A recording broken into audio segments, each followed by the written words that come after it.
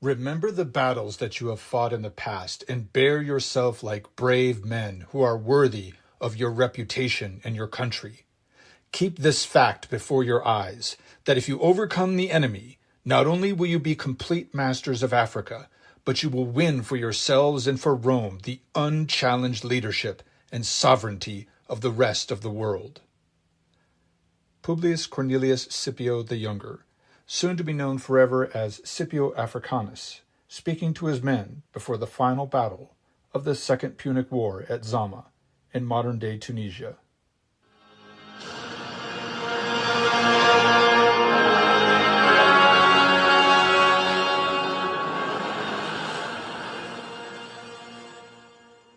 Hello and welcome to the Western Traditions Podcast. This is the 20th episode of the Roman Empire podcast series.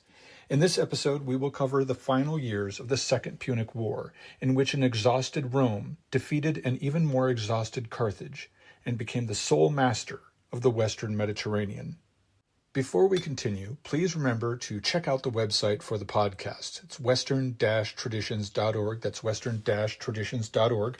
There you will find all the episodes, as well as a merchandise page where you can purchase hats, t-shirts, and so on with the Western Traditions logo. If you wish to support the podcast directly, please consider the PayPal or Patreon options. Patreon supporters get behind-the-scenes access to the podcast, as well as raw audio and video links to the podcast that you can listen to directly without hearing advertisements. I also post interesting essays and history links and resources there on the website.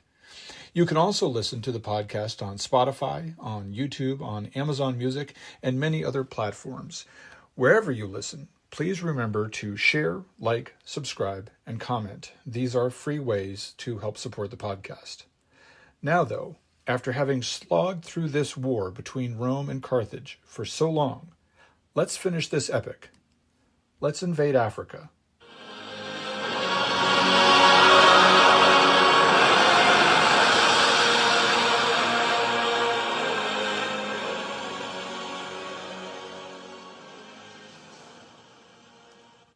The strain on these two enemies, Rome and Carthage, is possibly something we cannot even begin to imagine.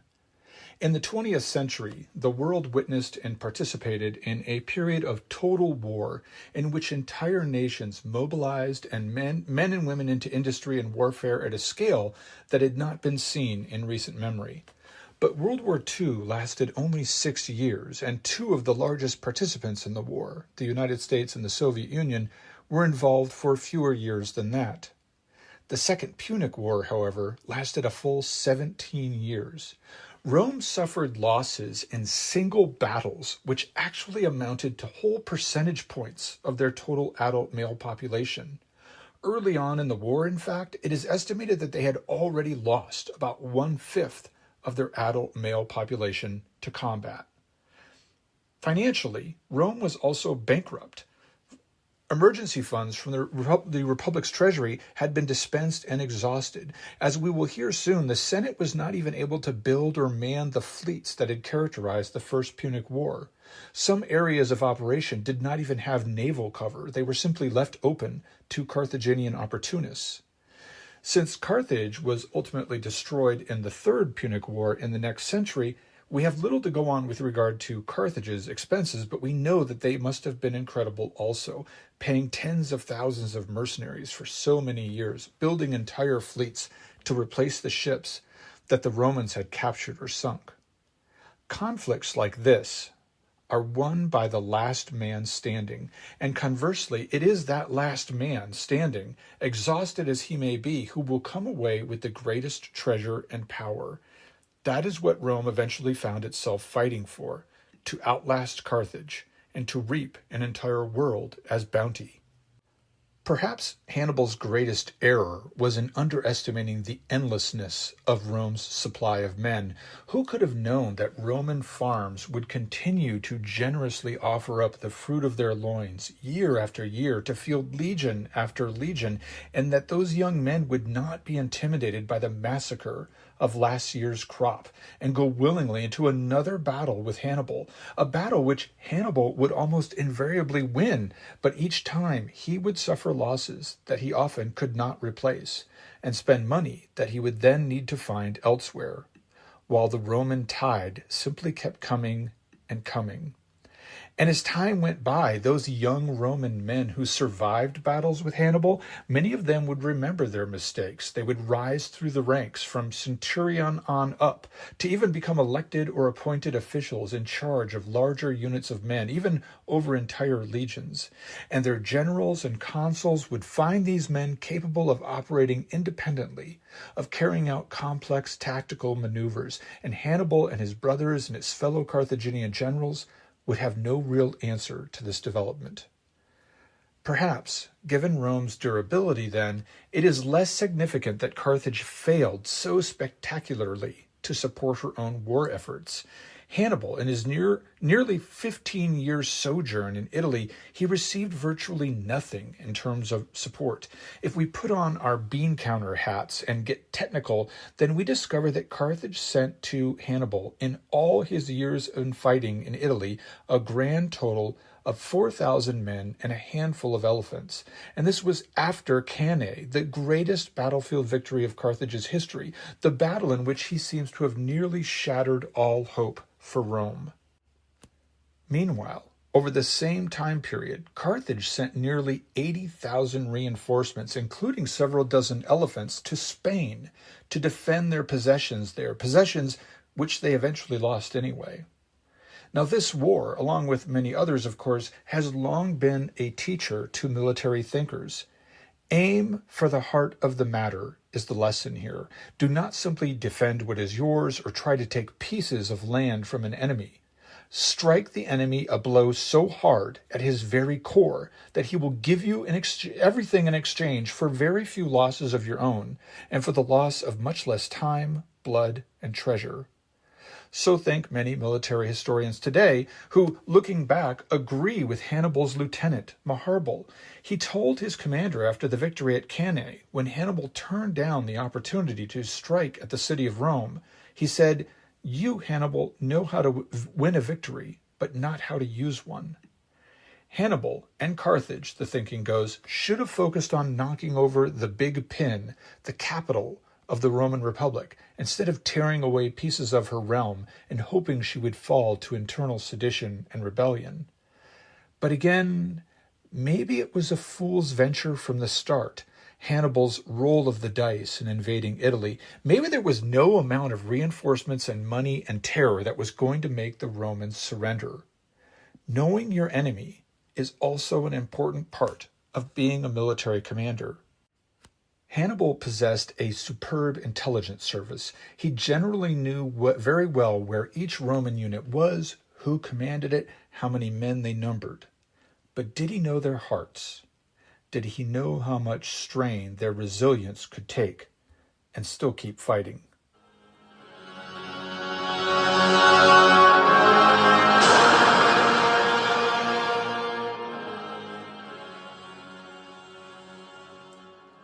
Scipio's official consular year was not what you might have expected, given the build-up that I have made for it. Being given permission to invade Africa was one thing. Preparing an army and a fleet and funding to do so is quite another. Remember that Rome's finances were strained and that her navy was stretched thin. In the First Punic War, we saw huge fleets from each side built and sent into harm's way. Hundreds of ships might go to the bottom of the ocean in a single sea battle. Neither side, neither Carthage nor Rome, could afford such expense in money and manpower now. Scipio was able to acquire about 30 warships that were lying idle and unmanned in Rome's port city of Ostia. With these and a lot of transports, he did manage to escort the transportation of his consular army to Sicily, since a full-scale invasion of Carthage with these resources was unthinkable. But at least there in Sicily, he was just one more sea passage away from his goal.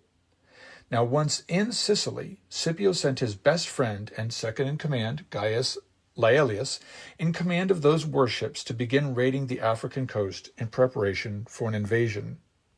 And here again we see how changed circumstances, how changed resources and supplies can alter the battlefield. Not long ago, these two enemies had assembled fleets of hundreds of ships for a single battle, but now everyone was stretched thin, so thin that Rome could only assign 30 ships to raid Africa and to raid Carthage. Carthage, which at the moment had virtually nothing available to stop those 30 ships. Meanwhile, though, Carthage had not given up. That same year, Hannibal's youngest brother, Magobarca, and 30 Carthaginian ships suddenly appeared off the coast of northwestern Italy with some 14,000 troops aboard. Mago had been able to pull off this feat because Rome, stretched thin as I said, was no longer maintaining strong patrols in that area. Every last ship and sailor was already more urgently needed elsewhere. Now he quickly captured the city of Genoa. Then Mago began recruiting locals to build an even larger army and to then invade Italy in support of his older brother, with whom he hoped to reunite someday. As if such a beginning to Scipio's invasion effort was not inauspicious enough, now that Scipio was gone, certain tribes in Spain decided to revolt. They were only put down after a vicious battle which required both remaining Roman legions in the territory and all their Spanish allies to win. In the end, the rebels asked for peace terms and were required to double their already heavy tributes and to surrender hostages to Rome. The Spanish were already learning about the dubious opportunity of Roman alliance. And then, before any invasion of Africa could take place, an ugly and regrettable incident happened in southern Italy, and Scipio signed off on it. Scipio was in Syracuse that year. Historians depict him, after enduring years on the battlefield in Spain, now enjoying his leisure in that Greek cultural center. Here he dressed according to Greek fashion, and he exercised at the local gymnasium. While savoring these amusements, the new consul was contacted and alerted to the possibility of recovering the city of Locri for Rome. Now, early in the war, after the Roman defeat at Cannae, many cities in southern Italy either came over to the Carthaginians voluntarily or they were seized by Hannibal's men. In the case of the city of Locri, the Carthaginian general Hanno had taken control of the city during the winter after Cannae, and ever since it had supported the Carthaginian forces in Italy. So Scipio, though his focus was supposed to be on invading Africa, he authorized the sending of a detachment of troops to seize the town of Locri. When he learned that Hannibal himself was approaching to relieve the city, Scipio then departed from Sicily with reinforcements and arrived at the battle for Locri, literally just a few hours after Hannibal had arrived. And in a battle about which amazingly little seems to be written, Scipio attacked Hannibal's forces, and the Carthaginian military genius was forced to retreat and to completely surrender the city to the Romans. Immediately afterward, Scipio executed certain citizens who had supported Carthage, and then he left the city's overall fate in the hands of the Senate. This was standard Roman practice. Then, leaving a legate or lieutenant by the name of Plaminius in charge of the city, Scipio returned to Sicily to continue organizing his invasion. Disorder followed. Scipio's legate Plaminius oversaw the pillaging of the city and even the plunder of the local temple of Persephone, something which even the Carthaginians had not done. Then, in the chaos which ensued, the Roman soldiers began to turn on each other. The tribunes, who were officers of high but not the highest rank and who were elected by the popular assemblies, they quarreled with Plaminius. This legate, whom Scipio had left in charge, ordered troops that were loyal to him to scourge the tribunes, and then the men loyal to the tribunes attacked Plaminius and mutilated his face. Scipio learned of all this dissension, and he returned quickly to Locri. Now, in keeping with his character, Scipio sided with Plaminius, his legate, and he restored his command before departing once again. This lieutenant then turned on the tribunes who had stood against him, and he had them tortured and killed. He tossed their bodies out in the open and ordered that their corpses be left unburied. Then Plaminius turned his fury on the surviving populace of the city. When news of this pandemonium reached Rome and the Senate, there was an uproar. And so a potentially great hero's name was sullied, and his ascent to glory was delayed and almost sidetracked for good. For whatever reasons, the invasion of Africa did not come off that year, though Scipio's ships did raid the Carthaginian coastline, and now Scipio found himself, just like many a politician today, in a public scandal that tarnished his reputation. We must remember that, although Locri had been under Carthaginian control, men of that city had betrayed the Carthaginians and helped return the Romans to power there. Furthermore, Locri was not some foreign city that could be subjected to the legalized annihilation about which I spoke in the last episode. These people had essentially been Romans. To execute the leaders who had openly cooperated with Hannibal was one thing. To pillage the town and to desecrate a temple was something else entirely. Perhaps Scipio had been too focused on his invasion plans to take seriously what some of his junior officers were up to, or perhaps, as his detractors claimed, he was distracted by Greek luxury while living in Syracuse. Either way, the year petered away and no invasion happened. The time for next year's elections rolled around.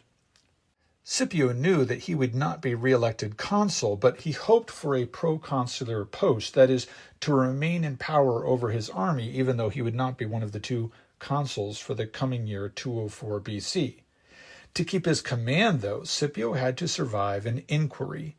Again, we have seen this in our own time when politicians and other public officials are called before legislative bodies or otherwise subjected to investigations. A party of commissioners was sent to Locri. Stolen property was returned to the citizens. Flaminius and others in his command were sent back to Rome to be tried for crimes against gods and men. The same commission was then sent on to Sicily to inquire about allegations that Scipio's army had devolved into a chaotic and undisciplined force while vacationing among the Greeks. This last charge fell flat. The commission returned to Rome with a report full of admiration for the high state of readiness among Scipio's soldiers. Indeed, if we are to believe the Roman historians, it was at this juncture that the Senate agreed to release the Cannae legions from their exile in Sicily and to give them an opportunity to reaffirm their valor in battle on African soil. If you remember, the Roman legions, which turned and ran at the defeat in Cannae over a decade before, had been sent to Sicily, and here they had served as guards of that grain-producing island, but they had also been living out a sentence of exile, forbidden, each and every one of them, from returning to Rome until some way to expiate their shame might be found. Such a way had been found in the invasion of Africa, and ships as well as men were found. Though his path to glory had foundered a bit, in the end Scipio got everything he wanted. He was granted proconsular command, and Rome was ready to throw everything, men, ships, and money, at Carthage in order to bring an end to this brutal war. Even though Hannibal still roamed southern Italy with his army and his brother Mago had landed in northern Italy with another army, the Senate funded and prepared transports to carry Scipio's men, who numbered somewhere between 25 and 30,000 total, including the Cannae legions, as well as 2 squadrons of warships to escort these troops over to Africa sometime in the early summer of 204 BC.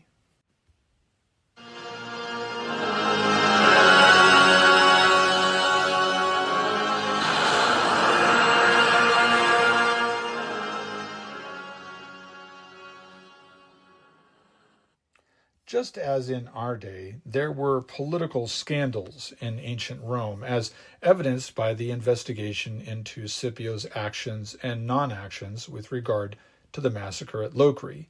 And there were cover-ups, too. And if Scipio had not covered up a certain fact at this time, the outcome of the war might have been completely different. Shortly before embarking his troops, Scipio received an embassy from Syphax, that Numidian king whom Scipio had hoped would come to his aid during an invasion. Recall that from the last episode, Scipio had crossed over from Spain to Africa 2 years before to ensure that Syphax would be on his side during some future final assault against Carthage. Syphax's ambassadors passed on a message to Scipio. The Numidian king revealed his own last-minute siding with Carthage, and he urged Scipio to accept peace terms, to not cross the sea, to not invade. As it turned out, Carthage had played another card in this long game of war. Hasdrubal Gisgo, the other Hasdrubal, not Hannibal's brother, but rather the other Carthaginian general of the same name during the war in Spain, he had given Sophonisba, his beautiful young daughter, in marriage to Syphax. He had sacrificed her, in a sense, to save his country. And now the old Numidian king was spellbound by this beautiful young woman, and, of course, completely committed to a new alliance with Carthage. The Carthaginians had pulled off a diplomatic coup just in time. Now the Romans would be landing on a foreign shore with two powerful realms in league against them. Scipio still had the support of Massinissa, another Numidian warlord, but Massinissa had been exiled a few years ago by Syphax and the Carthaginians, and he would be able to provide very few men to assist the Romans once they landed. Scipio therefore wisely chose to tell his army that the embassy from Syphax had urged him to hurry up and strike the last blow, and so Scipio hurried his men onto their ships and set sail. The Carthaginian navy was now so depleted, however, that there was virtually no resistance to Scipio's passage. The Roman fleet made landing not far from Utica, a city just 30 miles up the coast from Carthage. Scipio had decided to try to capture this city and make it his base of operations against the capital to the south. The Romans were immediately joined by the Numidian Massinissa, who may have brought along with him no more than 200 horsemen, so low had his fortunes fallen while waiting for Scipio to cross the sea and come to his aid. Together, then, they made war on the countryside around Utica. The Carthaginians sent a probe to test the Romans, about 4,000 troops under the general Hanno. These were mostly Numidians, but also included some men of noble Carthaginian families who were now thrown into battle with the safety of their homeland on the line. In an engagement known as the Battle of the Tower of Agathocles, Scipio routed this force. The general Hanno was killed in the battle, and only about 1,000 of the Carthaginian troops escaped alive. However, despite this resounding victory and a constant wealth of supplies being shipped over from Rome, Scipio was not able to take the town of Utica. He besieged it, but soon Hasdrubal and Syphax arrived on the scene with their formidable armies. Scipio was forced to withdraw to Castra Cornelia, a fortified camp that he had built on the coast. Over the winter that followed, Syphax, Rome's former ally, now married to that Carthaginian princess, he entered into negotiations with Scipio. The Roman proconsul had hoped to detach Syphax once again from his alliance with Carthage, but Syphax made a counterproposal. Rome would remove troops from Africa, and Carthage would evacuate Italy. Each side would be free to develop their empires, Rome in Europe and Carthage in Africa. That was the compromise. Now, Scipio pretended to be interested in this tame ending to the war, and he used the delay caused by the negotiations to infiltrate the enemy camp with some of his junior officers, who disguised themselves as slaves. These men noted every detail of the camps. More importantly, they realized that the enemy army had built its camp fortifications entirely from wood, using sticks and reeds from the countryside, and avoiding almost entirely the use of earthen works like the Romans typically did. Furthermore, all this time, Scipio was sending scouts to study the terrain and the approaches to the Carthaginian and Numidian camps. So winter passed, and the Carthaginians began to be under the impression that Scipio was probably going to accept the peace offering and to depart from Africa. But one night in March, Scipio and his men marched quickly out of Castra Cornelia. Some of his forces carried fuel and fire with them, and once they were upwind of the Numidian camp, they began throwing burning wood into the fortifications. Soon the entire structure was ablaze, as were the soldiers' quarters inside the walls. The shocked enemy troops, weaponless, confused and terrified by the raging flames, streamed chaotically out into the darkness of night, where they were cut down by the waiting Romans. In one night, in a battle that is known as the burning of the camps, an entire Carthaginian army had ceased to exist. Hasdrubal and Syphax were able to escape, however, and they assisted in rallying what few remnants of the army there were. In the city of Carthage, after the battle, there was panic. Many among the ruling class wanted to recall Hannibal from Italy in order for him and his army to defend their city. Another battle on the plains north of Carthage followed that year, and the Romans were victorious again. Syphax fled the region, and Massinissa and a detachment of Roman legionaries were sent to follow him deep into his territory, where he was again defeated and then captured. Syphax, now a prisoner, was transported back to Italy, where he would die without ever seeing Numidia again. The Numidian capital surrendered, but not before one last bit of romantic drama. Massinissa arrived there first, before the Romans, and he entered and was received by the grieving widow of Syphax, the beautiful young Carthaginian princess Sophonisba. Massinissa took her in marriage immediately, possibly out of love or possibly due to political aspiration, thinking that a marriage with her would help solidify his hold on the throne over all Numidians. Possibly both things were true. But word quickly got back to Scipio that Sophonisba lived and had become his ally's wife. Scipio sent a message making his viewpoint clear. This marriage would not stand. Sophonisba, the daughter of Hannibal Gisgo, who had seduced Syphax from Roman alliance, was not a suitable mate for the new king of Numidia and ally of Rome. Shortly thereafter, Sophonisba turned her sacrifice for Carthage into a true blood offering. She drank poison and passed away along with the rest of Carthage's geopolitical influence. In the meantime, Scipio and his legions moved southward and took the city of Tunis, which the Carthaginians had abandoned militarily. This new base was now only 15 miles from Carthage, and possession of it also meant that the capital was now cut off from the interior of Africa. The Carthaginians then made a bold attempt to reverse their fortunes. They had assembled a small fleet at Carthage. While much of the Roman army was at Tunis, the Roman port and supply base remained near Utica in the north, next to their camp Castra Cornelia. Carthage sent the fleet to attack this port and possibly cut the Romans off from their supply lines, trapping them in Africa. Any hope they might have had for this strategy was short-lived. Scipio was warned about the fleet's departure. He sent messengers racing ahead to Utica to warn the other portion of his army there, and he followed them at the head of a column of reinforcements. Even though the Carthaginians were traveling by sea and could get there first, they delayed long enough to allow the Roman sailors at the port to lash their ships together and to form a defensive posture. The Carthaginians were able to damage many transports in the subsequent attack, and they hauled away another 60 vessels along with prisoners, but no damage was done to the actual Roman warships. Soon Scipio arrived with more troops, and any hope of victory by surprise was gone. The Carthaginian fleet retired to Carthage, victorious, but not victorious enough. The Carthaginian rulers could see the writing on the wall, and now they sent 30 ambassadors to the Roman camp. These men threw themselves prostrate before Scipio and begged for peace. He offered them harsh terms. Complete abandonment of all lands in Europe and the islands. Numidia was to be recognized as a sovereign territory under Roman ally Massinissa. The Carthaginian navy was to be reduced to a small defensive force. There was also to be the usual release of prisoners, an indemnity of 5,000 talents, exorbitant pay to be given to the Roman soldiers in Africa, and more.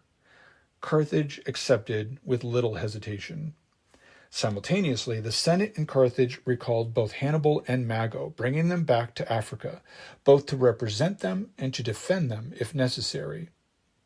According to one account, Mago, the younger brother of Hannibal, he died of battle wounds while making the crossing, and he never saw his home again, though his army made it home safe and sound. We do know that Hannibal, however, he did arrive in Carthage intact with the remnants of his army sometime that autumn. He reorganized his army and that of his brother Mago and other forces into one unit and made his base at a city called Hadrumetum. And it might have all ended there, all the bloodshed and the hatred. Carthaginian representatives were in Rome late that year, and they presented the peace terms that they had accepted to the Roman Senate. The Senate ratified the peace gladly. As Scipio had known, everyone was exhausted by this war, and there was little push to make the peace terms any harsher. But while this ratification was underway, a Roman supply convoy to the army in Africa was blown off course and shipwrecked on the Carthaginian shore. The nearby African populace, nearly starved by the war conditions, could not resist. They sent out men and ships to recover these wrecks and several other ships that were stranded in the shallow water near the shore after the storm. They took all the provisions and even attacked a ship sent by Scipio to protest this irrigation of Roman supplies. This was a slap in the face when Carthage was supposed to be on its knees. The war was back on.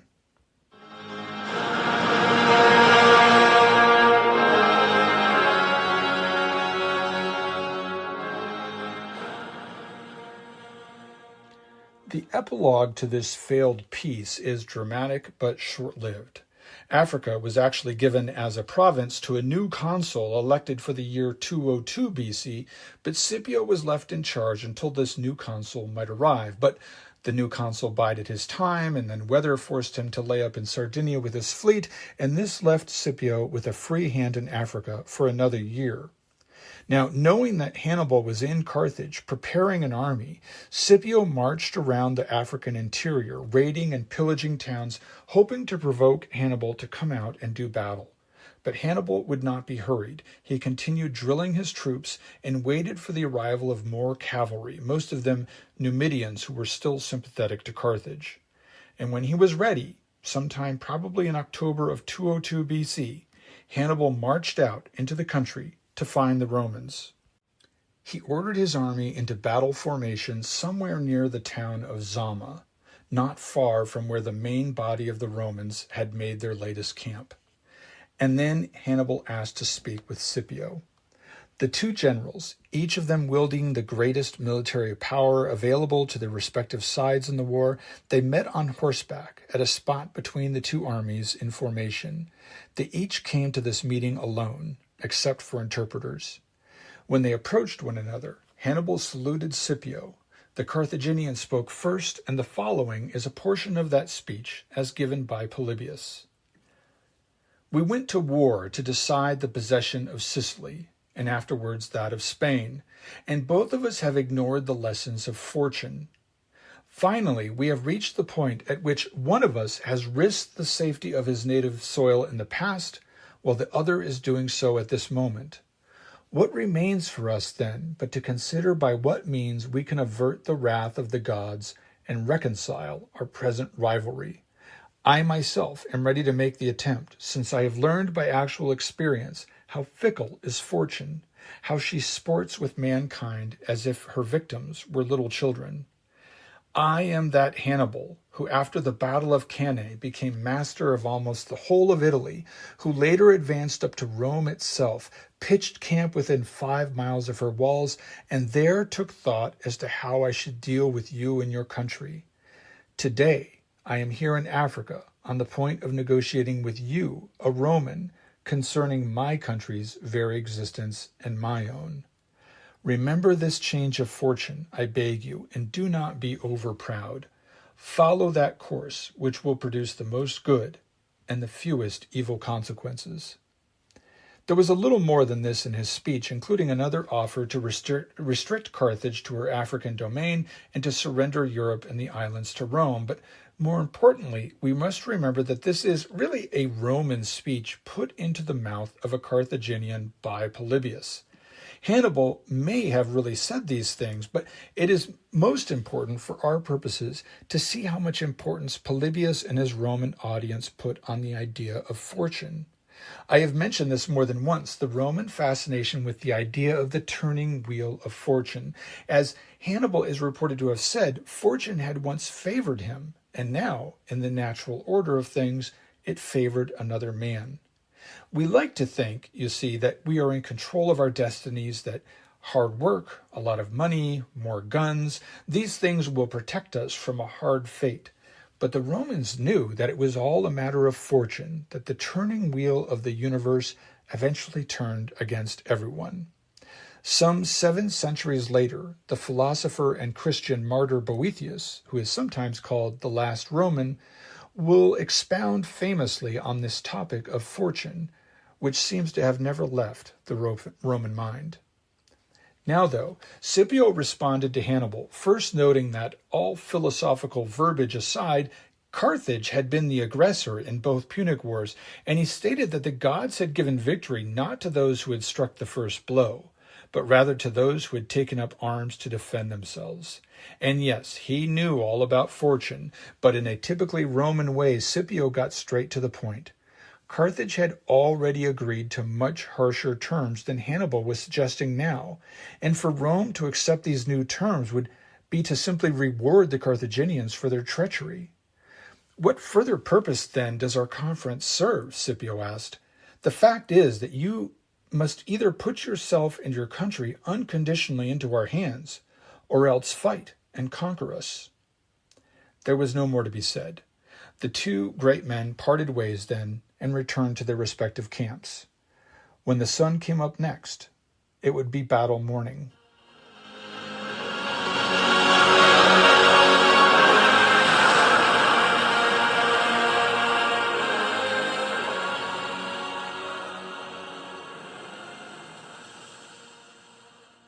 Now met two armies with dramatic histories.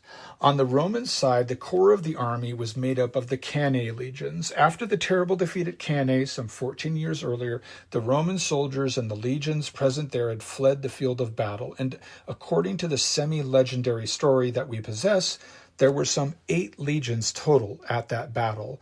The survivors of Rome's greatest defeat had then been reformed, possibly into just 2 new legions, and sent to Sicily, forbidden to return to Rome until freed from the punishment inflicted on them by the Senate for their failure on the battlefield. Only Scipio's need and the opportunity to invade Africa had freed the men from their exile, but they had to pass through Carthage, so to speak, before they could go home. Now, I believe the core of this story, but we must remember that 14 years had passed. Surely the Cannae legions had been supplemented over all that time with fresh blood in some way, and any remaining soldiers from Cannae at that point would have been quite a bit older, which is not at the same time that hard to believe. Unlike in many modern armies, the ranks back then were not made up of a bunch of young men fresh out of high school. There were very young men in these ancient armies, yes, but such armies frequently included men even older than 40 years, even among the regular soldiers, not just the officer class. The Roman formations, in fact, as I've described before, included portions which were exclusively older soldiers, known as the triarii, making up the third reserve line of a legion. But the Cannae legions would have been by then entirely made up of such older soldiers, which seems hard to believe unless there had been some reorganization of the legions down through the years. Nevertheless, whatever the truth was here, Scipio's army was not just the Cannae legions. Scipio had recruited and trained others, and during the more than 1 year that he had had these units under his command, he had probably weeded out many men now unsuitable for combat. Still, it is compelling to think that many of the men on the field that day remembered their disgrace at Cannae and looked forward to redemption. It is estimated that Scipio commanded about 30,000 troops at this final battle. As for Hannibal, he had also supplemented his army with a lot of fresh blood and with new allies in Africa, but the core of his force was the army of Italy, the mercenary army that he had built up and led over the course of more than 15 years in Spain and Gaul and finally Italy.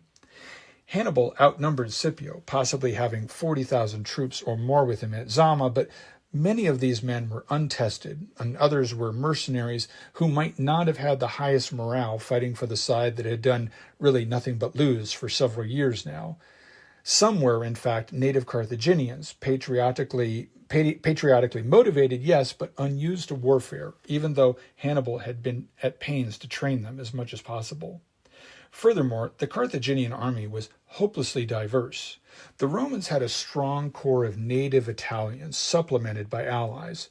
The core of Hannibal's force was the army of Italy, which was itself a mercenary army made up of foreigners. Not only did it include the men who had come with him from Spain and those recruited in Gaul, but it also contained a large element of men from southern Italy who had joined during the period of Carthaginian dominance in that country, and many of these men, like the Cannae legions, were much older.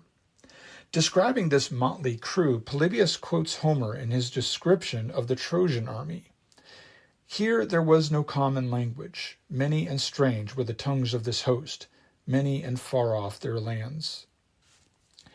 Hannibal's battle plan, though, ruthlessly favored his beloved army of Italy. He planned for his other units to meet the Romans head-on, to sacrifice these units, basically, in order to weaken and to slow the Roman advance, before he could then unleash his veteran mercenaries.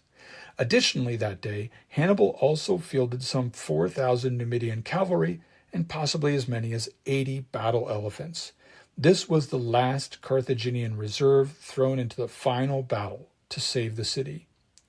In other circumstances, this might have been an effective battle strategy. Indeed, the Roman advance was delayed and distorted because the legionaries had to walk over the wounded bodies and the corpses of so many men before they finally encountered the waiting army of Italy.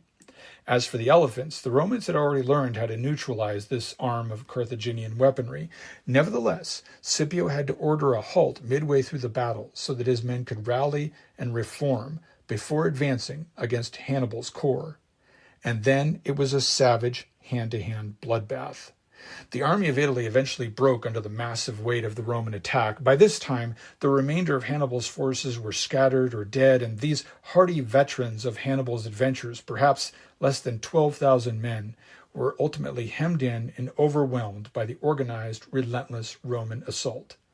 To put it simply, the Carthaginians were annihilated by a supremely drilled and prepared Roman army. Casualties for Carthage that day are estimated at over 20,000. The Romans are said to have lost just 1,500 men in the battle. And this disparity in the numbers of casualties should not spur us to disbelief. As I have commented before in this podcast, battles often worked out this way. When one side lost its morale and broke to run, the real slaughter would begin, and the losing side would suddenly experience horrific casualties. This is why military leaders tried to make organized retreats to preserve the integrity and the numbers of their armies. Hannibal survived the battle, retreating first to his base at Hadrumetum and then to the city of Carthage, responding to the summons from the Senate there. Now, he had not been inside those city walls for 35 years. He was now in his mid-40s, head of a finally and completely defeated army. But Hannibal was not brought back to Carthage to be crucified, as other generals might have feared. No, he was called there to give counsel, and he did. He counseled surrender. The sight of a Roman fleet now sailing within sight of the city might have encouraged the Senate of Carthage to agree. The terms given to the Carthaginians now were even harsher than before. 10,000 talents to be paid, noble hostages to be surrendered and transported to Rome. Not only was Carthage not to make war without Roman permission now, they were not even allowed to train men up to war without permission. The new Carthaginian borders were now to be within that area called the Phoenician Trenches, which was an ancient border that demarcated a territory much smaller than the Romans had previously planned on allowing to Carthage. In essence, the peace treaty created a small rump state around the city of Carthage that was to be almost completely subservient to Rome. When the city council came together to discuss the terms, it is said that one man among them stood to protest the terms as too humiliating to accept and to suggest that Carthage keep fighting. Hannibal quickly crossed the room and essentially tackled the man.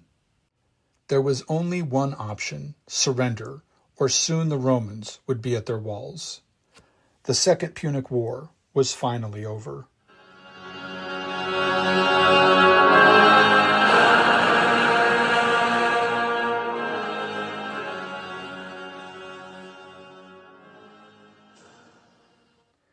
William Butler Yeats was an early 20th century Irish poet. In one of his more famous poems, titled Easter 1916, he remarks on how the violent events of the Irish Revolution changed his country and his culture with these lines: "All changed, changed utterly. A terrible beauty is born." And so is Rome changed into something both terrible and beautiful. We will look back on this coming post-war period, most of the 2nd century BC really, as a sort of high mark for Roman society, when there was a meeting between that famously stoic Roman character and the vast wealth needed to give that character power and influence throughout the known world. The world itself is changed at this time too, or it finds the roots of its transformation here anyway. Stemming from this convulsive period of Western history is not just the Roman Empire that's coming, but the Middle Ages that follow, and the modern period into which the world entered after that Middle Age. I mean, however much certain historical and archaeological periods and cultures of the past may contribute to our present civilization, however much we may think that we owe culturally to this or that Egyptian, African, Greek, Mesopotamian, Celtic, or other ancient culture, Rome remains our root, the trunk of our tree, and it remains so because of this long war and that final victory at Zama. It is only after this that Rome is capable of authoritatively branching out into the rest of the Mediterranean, into Europe and into Asia. Now, the ending of the war was obvious that autumn after the battle, but all the communications and ratifications and the back and forth across the ocean expanses were not finalized until early in 201 BC, when the war's ending became official after being accepted by both governments in Rome and Carthage. In total, then, the Second Punic War had officially lasted 17 years. However, the war's ending did not bring peace. As I will show in the coming episodes, Rome was already simultaneously engaged in war with Macedonia. The First Macedonian War had ended the year before Scipio invaded Africa, but the second war in that series of Greek conflicts would break out anew in 200 BC, and Roman legions would again be fielded to face a foreign enemy. Yes, even though I have pointed out multiple times how exhausted Roman manpower must have been by the end of the Second Punic War, they were still willing and able to ship out more legions the following year. And Massinissa, the new king of Numidia, would be busy taking advantage of Carthage's enforced weakness and her inability to raise an army in order to chip away at her reduced territory. As for our war heroes, Scipio and Hannibal, life went on. Publius Cornelius Scipio would hereafter be known to Rome and to history as Scipio Africanus, gaining a new cognomen that defined his achievements and set him apart from all other Scipios. In a couple of years, he would be elected censor of Rome, a post which was really the most important Roman office, even more valued than the consulship, since this official could unilaterally penalize even the highest aristocrats of Rome. He could reduce men in rank and could even remove them from the Senate if he thought their conduct was inappropriate. And then Scipio would be elected consul again not long after that. As for Hannibal, he found a way to be successful even in defeat. Rather than suffer punishment for his failure to defeat Rome, he was elected as a shofete, essentially something like a consul in Carthage the year after the surrender. He helped in that office to arrange the payment of the indemnity owed to Rome according to the peace treaty. He reorganized state finances so that Carthage could economically survive its punishment. Now, both of these men, Scipio and Hannibal, will have long and complicated histories in the decades to come, which I will briefly detail in a coming episode. But one more thing about the changes wrought by the war's ending and by Rome's victory. In 203 BC, when Scipio had not quite finished off the Carthaginian threat, his political rival, Fabius Maximus, known to history as Fabius the Delayer sometimes, had died of natural causes, an old man who had served Rome with the best years of his life. But during those years, Fabius had made sure that Rome also served him and his cause. The Fabian policy of war was not just a conservative approach to battlefield strategy. Over the course of the war, Fabius and his aristocratic colleagues in the Senate had acquired and solidified a power greater than they had ever possessed before. Think for a moment of how much more powerful the United States government was, even domestically, after its victory in World War II, when, for a short period, virtually the rest of the world lay in ruins and only the United States possessed viable industries and available manpower. This is comparable, perhaps, to the way that Rome survived the war, that the way that the Roman Senate had guided the ship of Rome through the greatest of storms, through the 17 years of the Second Punic War, and now the Senate and Roman civilization itself would reap the reward of a gratitude and a confidence and a patriotism among Roman commoners, and they would also reap the admiration of foreigners like it had never known before. If we are to believe Polybius in his representation of Scipio Africanus's last speech to his soldiers before the battle at Zama, then it seems like Roman leaders were already aware of this possible outcome of the war, that it would give them sovereignty over the world that they knew. Scipio told his soldiers in that speech, which I quoted at the very beginning of the podcast, that they were not just fighting for survival, that they would emerge from this victory as masters of the world. And this would also be, and more specifically be, a victory of the Roman aristocracy, which is ironic, really, since it was Scipio, who represented a more populist line of thought, who came out of the war as its greatest hero. But while he had been winning battles in Spain and Africa, the nobility of Rome had been slowly securing its dominance over the Senate and over the Republic, a dominance that would not be questioned for at least another half-century. And this could not have been easy. However much we may decry the consolidation of power in aristocratic hands, as if any of us today really live in a democracy anyway, but however much we may lament this ancient power grab, we must admit that the Roman nobility had paid for it. Hundreds, possibly thousands of senators and senators' family members had died on the battlefield in this long war. They had paid for power with their own blood, as well as the blood of their fellow Romans. And now, in the coming decades, we can watch as even charismatic, well-bred men succumb to the vices brought on by the very wealth and power that they sought. Nevertheless, no matter what we think of these political issues, it is clear in hindsight that a golden age of Roman culture had arrived. Roman stolidity will meet and mingle with Greek curiosity, and coming episodes will delve into, among other things, the fruit of that cultural melange. Until then, I thank you for listening to the Western Traditions Podcast.